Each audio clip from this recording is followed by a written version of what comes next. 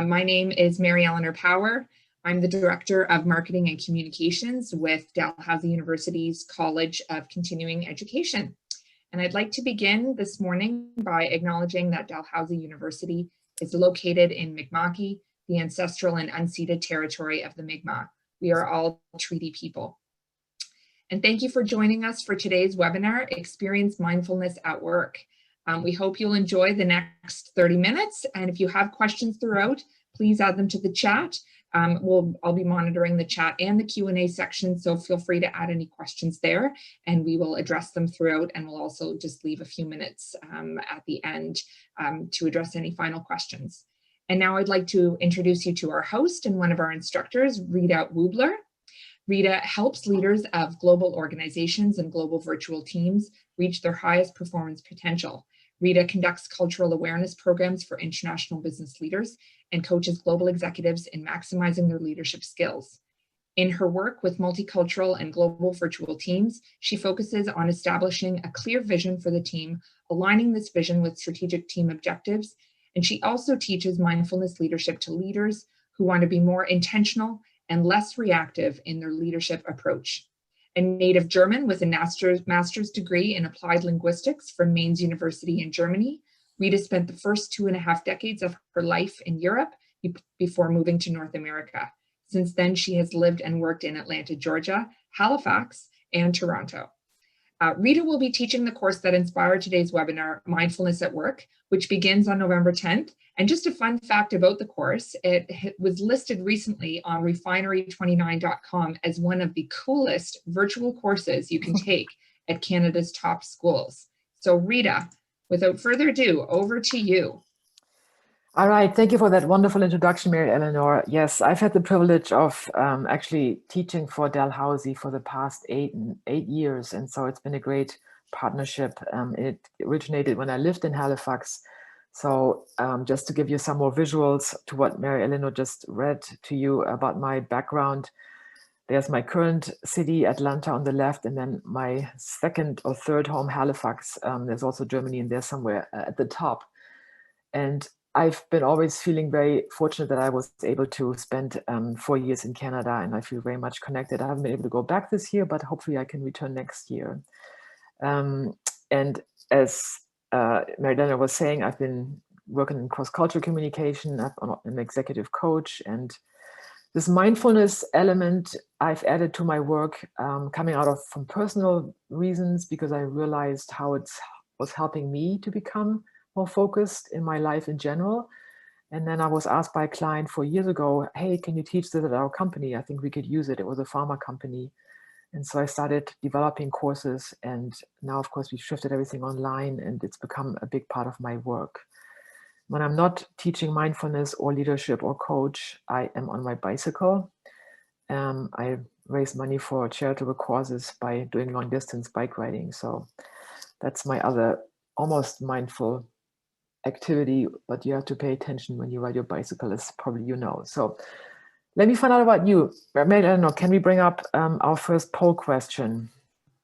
Here's a multiple choice question. You can check as many answers as you want to. And you should be able to pull up the poll yourself, Rita, at the bottom. I made you the host, so you should see it there next to Q&A. I'm right here, yes. There you go. Here it is.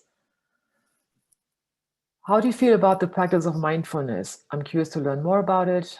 Great, I already do it in my work, meaning either mostly probably I have a meditation or mindful practice and I use it to get more focused or stay on task more. It's easy to talk about, but hard to do. Number 3, I don't really understand what all the fuss is about. I just threw that in there to be a little provocative in some ways, because there's some people are feeling it's gotten to be a big buzzword and they're not sure why, but we'll talk about why. And I feel that my work would benefit from it. So let's give this another 5 seconds, put in your vote, and then we'll pull it up. 85% are voted, so I think that's good enough. We are closing it. Now we're at 90%. Perfect. Thank you for your vote. Let's end it and share the results. So most of you are curious to learn more about it. That's good. That's why you're here. Some of you are already using it in your work. Wonderful. And you feel that your work could benefit from it. So again, for me, mindfulness has a wide-ranging benefit, and it's not just for my personal well-being. Of course, that's what I bring to work and to everything I do, but it's also benefiting the way I do my work, the quality of my work. It's enhanced by being able to be less reactive and more responding or responsive and calm. So let's do another one. Here's your second question. Uppsala. Do you have a meditation practice or a mindfulness practice? Paul number 2. Here we go.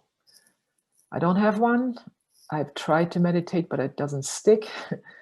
I don't meditate, but I have other mindfulness practices.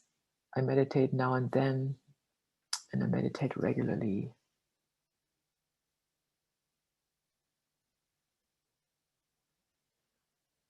Let's see what you come up with. Let's give this 5 more seconds. Yeah, there's many of you who have said, let's get to 90%, almost there. Here we are, sharing the results. So most of you say you don't have one yet. And almost as many say we've tried, but it hasn't really stuck. And that's very common. It's not called a practice for nothing, right? So practice means you have to actually keep doing it. And so that's the tricky part in our busy lives. Finding ways where it makes sense to fit into our day and where it is actually practical to have this practice. But I also always say it's a mindfulness practice, not a mindfulness perfect, right? So you don't have to be perfect at it. You can just try, and the most important thing is to return to it. And we have also some meditation people that meditate regularly. Thank you so much. So what is mindfulness? Let's talk about how we define it. If you ask people, they come up with answers like, be present, paying attention. And that is also how I would define it. I use the definition that one of my teachers, John Kabat-Zinn, has come up with and uses. He's the founder or the creator of what's called mindfulness-based stress reduction, an 8-week program that's being used widely all over the world, including in many government agencies. So his definition is paying attention on purpose in the present moment and non-judgmentally. So there's 4 elements in this: attention on purpose, meaning intentionally in the present moment, and non-judgmentally. Of course, you can imagine the last part is the hardest part because we are so hard on ourselves. If we don't do it, quote unquote, right, we feel like, it's not worth our time. But really the invitation is to approach it with an attitude of gentleness and generosity and the spirit of, let's just try this again. And that's what the second definition is all about. Mindfulness is the practice of returning again and again to the present moment with awareness. And it's that practice element of you don't get it to a point where you feel like you're actually doing something until you're doing it several times and maybe many times. So that's what how I would define it. And again, to talk about the benefits of mindfulness, there's many of them that have been actually proven by research. And if anybody wants any studies, I can provide those with you. Just send me an email afterwards, or when you get the response or our follow-up email from Mary Eleanor, please let me know if you want anything. But these are the commonly sort of agreed upon benefits of practicing mindfulness. When you do it regularly, you will find that your attention and focus is a bit sharper, and it's easier to refocus when you have lost focus. That's what I found. And I get distracted, but I can get back to my task at hand more quickly. They've done studies with monks who have meditated for 20 years or so, and have found out that their brain structure is actually a little bit different. And so there's correlation between meditation and higher brain functioning, and includes overall better health, including better health overall. There's also feeling of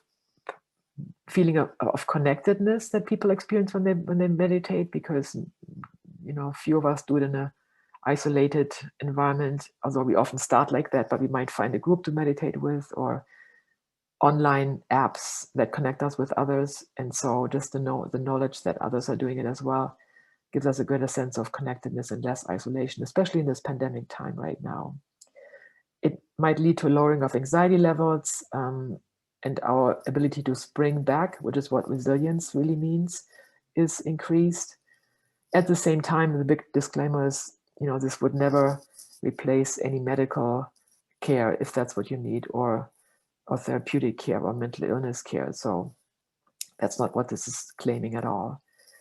But there's studies, as I said, that show that people have reported a reduced sense of, reactivity and going on autopilot, the fifth one here.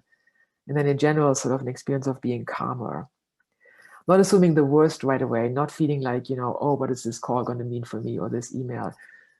One person phrased it once as, instead of reacting blindly, you can respond more wisely. And so I think that makes sense to me often. So I want to introduce you to a person who talks about this, who is himself a meditator, who some of you might have heard about, called Dan Harris. He's an American anchor on ABC, Nightline, and other news programs, who 8 years ago had a breakdown on television. He had a panic attack, a full-blown panic attack, and actually had to stop his reporting. You can Google it.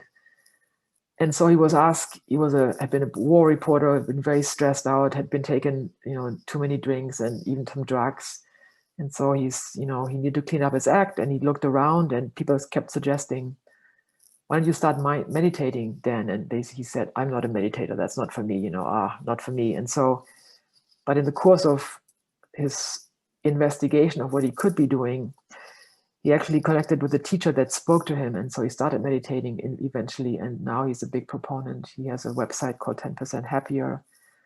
And has been on a bus tour with his trying to get people to be interested in meditation or telling them about the advantages. So I'm going to show you a short video that talks about why he thinks mindfulness is a superpower. Here we go.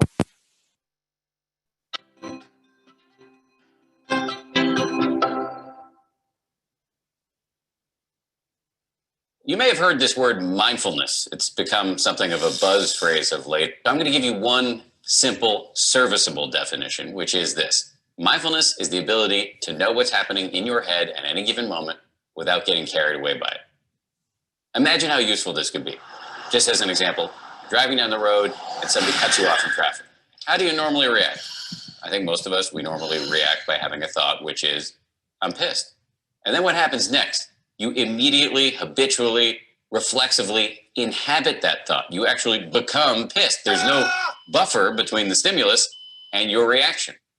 With just a little bit of mindfulness, in that same situation, you might notice my chest is buzzing, my ears are turning red, I'm having a starburst of self-righteous thoughts, I'm getting angry. But you don't necessarily have to act on it and chase that person down the road, screaming at them with your kids in the back of the car thinking you've gone nuts.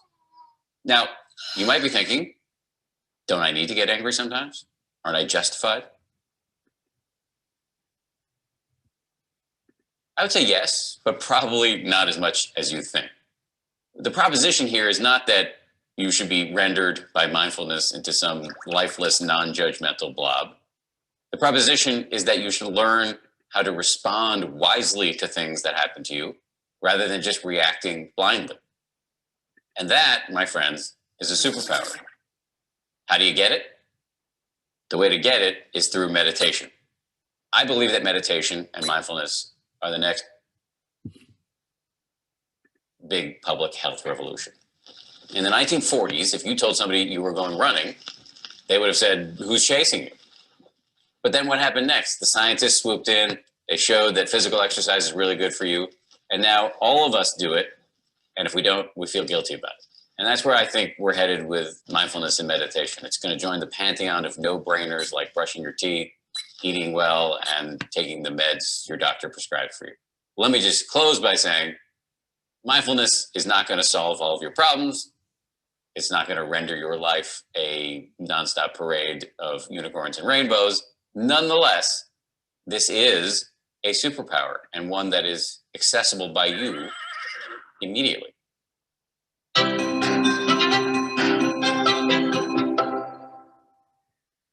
All right, so it's not a solution for everything. It's a panacea, as he says, but it is one way of getting to a place of more focus and calm and perhaps more productivity at work, especially. So, and Dan Harris says one way is to meditate. So let's do a quick meditation and just experience this for a moment. So I'm going to give you some of my instruction elements here that I usually share. And this would be, of course, a lot longer, but let's just give it a little whirl and do this for 3 minutes or so, or maybe 4. So if you don't mind, take your seat. So that means put both feet on the ground, flat if you can. And find the posture of being upright, but not stiff. So you might not lean against the back of your chair, but sitting upright in your chair so that you feel like your head is right over your spine. You might want to place your hands on your thighs or on your table if that's more comfortable. Or if you want to stand, that's also fine. You don't have to sit. Standing is just as well, or lying down even is possible. Whatever works best for you. So that's the first thing, the posture. The second thing, and really the anchor for meditation, is your breath. You don't have to breathe in any kind of specific form or different form. Just breathe normally, but focus more on both parts of your breath, the inhale and the exhale.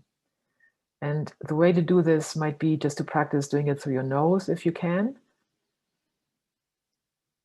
and out through your mouth or your nose, whatever's more comfortable.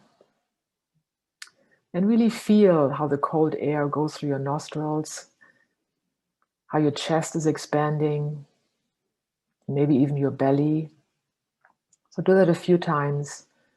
And you might want to close your eyes, because it might be less distracting to you, or you want to keep them half open and soften your gaze.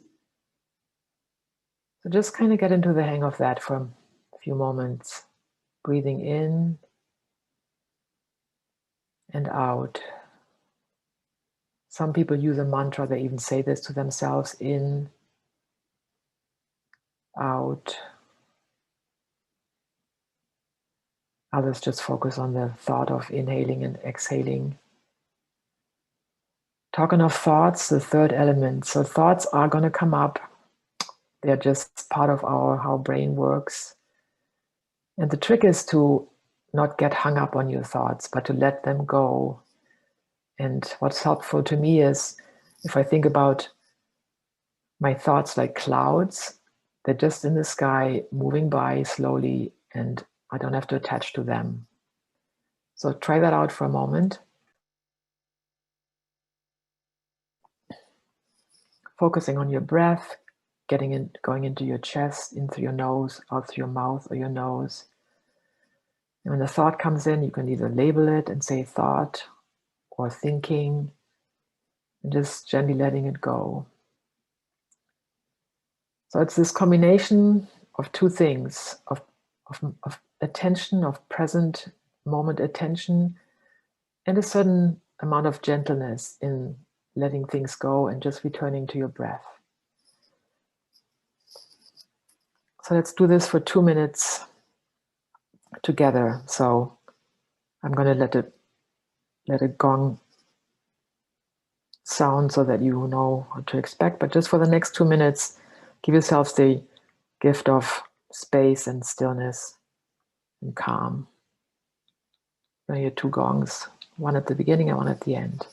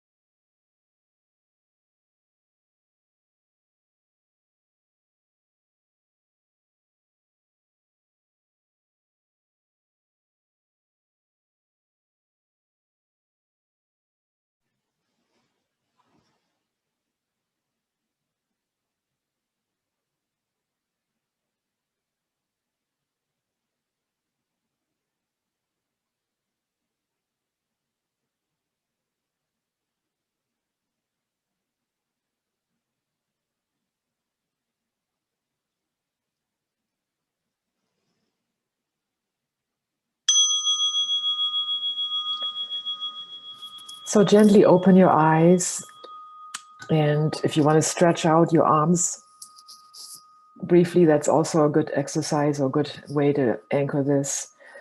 Some of you might have felt this was the longest 2 minutes of your lives. Others might have felt it was very, very short. And so all of these feelings are totally right on, and there really is no wrong way to meditate. There's only one way, which is the one way that works for you. So in the class, we'll talk a lot more about different techniques, different ways to develop habits around meditation, of making it more of a sustainable activity and practice. So I wanted to just have a little taste though, and hopefully that gave you a taste. So if you can write in the chat if you want to, how you feel now, how did that work for you? I would appreciate any comments in the chat to see what, and also questions if you have them, we can answer them in a little while before we finish here. So how did that feel? What came up for you? And so this, a bit of a feedback would be great. Yeah, people are saying they felt relaxed. Some people, 2 minutes felt long. Yeah. A couple of tears. So some honesty here. Thanks, Melanie. Release and feeling calm, refreshing, distracting, but good. Yeah. Calming, a lot of relaxed, centered. Time went quickly. Sleepy. You give yourself a chance to relax. You can yes. feel a little sleepy. And yeah, oh, that's nice. Karen saying it was the first time her brain didn't ruin it with runaway thoughts. Oh, well, you're actually a champion if you say this. This is great. Oh, and Heather saying, yeah, should have turned off her email notifications. Mm-hmm. Yeah, right. Yeah, 2 minutes felt really long. Did battle with many thoughts. Yeah. Great. Yeah. So that's just a tiny little taste, right? And I think I saw one comment that even 2 minutes in a day could make a difference. And that is really true, because you're just shifting some energy and even chemistry in your brain if you give yourself that moment of, of pausing and of relaxing, so to speak. So just imagine if you did this on a more regular basis, what could happen and how you would perhaps look at things differently at work, especially. So thank you for going with me on this little experiment. I wanted to share some resources, and you're going to get this as a handout at the end too, so you don't have to you don't have to notice or remember this. But here's some things that I use, and there's a lot of apps these days. You probably know some of them already. The first one is really helpful, Insight Timer. It's free, and it has this wonderful collection of bells where you can set the time for yourselves. There's another one, Headspace, that has programs for the busy professionals to get to sort of work your way through. Calm has a lot of nighttime stories if you have trouble sleeping. 10% Happier is the one that I mentioned before that Dan Harris put out. And then Breathe is another one that many people find very helpful. And then there's publications, daily notices that you can receive via email from mindful.org, the Greater Good Science Center at Berkeley University, and also Sounds True. So there's no shortage of resources. And in fact, the Maritimes, as many of you know, Halifax, there's a lot of meditation resources because of the presence of a Buddhist group called Shambhala. And so that's also how I got connected with meditation a little more deeply, so to speak. And this is not a religious practice. I mean, it's practiced in many religions, but it's not, I would call it a spiritual practice that's now being used in many ways, but it's not something where you become a more, a person who can deal with more stress only. It's really more for inner freedom, I would say, for being able to, draw on your own resources in different ways. So I don't want this to sound like I'm offering you the last and best, greatest way to reduce your stress. Mindfulness is a lot more than that. So it has the aspects of compassion. Rita, there's a question here, a question from Teresa. How long do people do meditation during a day? Well, that's a great question. And this really depends on how much time you can give this, and how much time do you feel you need to develop a good practice. So my practice is about 10 to 15 minutes each day, and I do it in the morning. So some people do it at night, some people in the morning. But the research shows that even with 5 minutes a day, you already affect a change in your brain and in your reactivity, so to speak. So it can be anywhere from 5 minutes onwards. Some people do it for half an hour daily. So it just depends on how it fits in your day and what you want to give to it. And it tends to be like, once you do it over a bit of time, you want to increase your meditation duration sort of automatically. But there really is no best way. It really, whatever works best for you. That's great. She says, great, thank you. I'm mindful of our time here, Rita, and folks, feel free to include any final questions.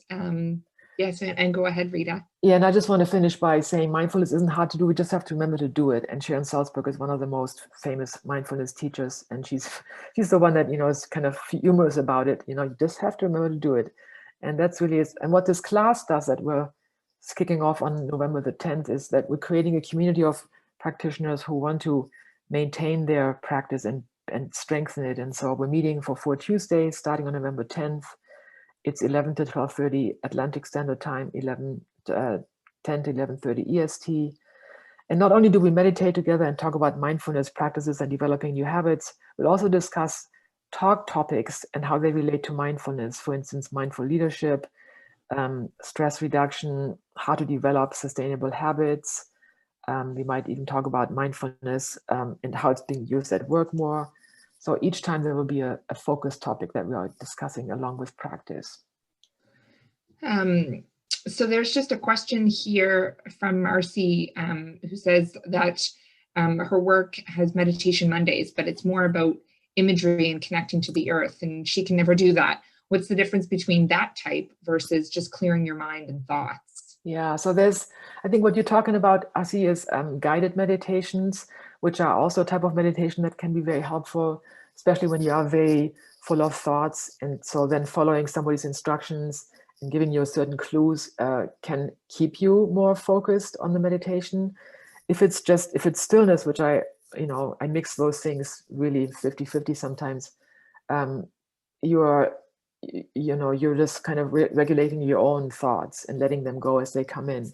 So both are good ways to meditate. There's no better or worse way. They're just different types of meditation. Mm.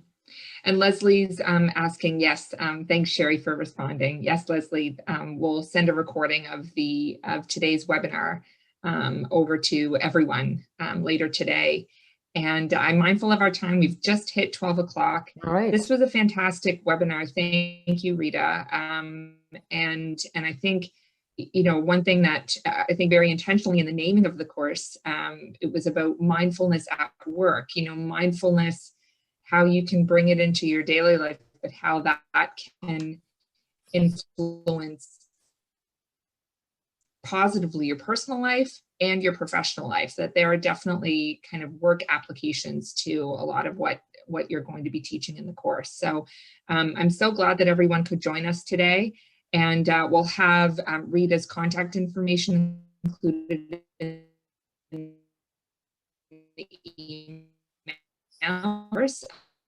Feel free to reach out. I would ask that before you leave that you'll be sent to a survey, and would love to get your feedback on today's webinar, and just let us know as well. Leave your email if you'd like to be contacted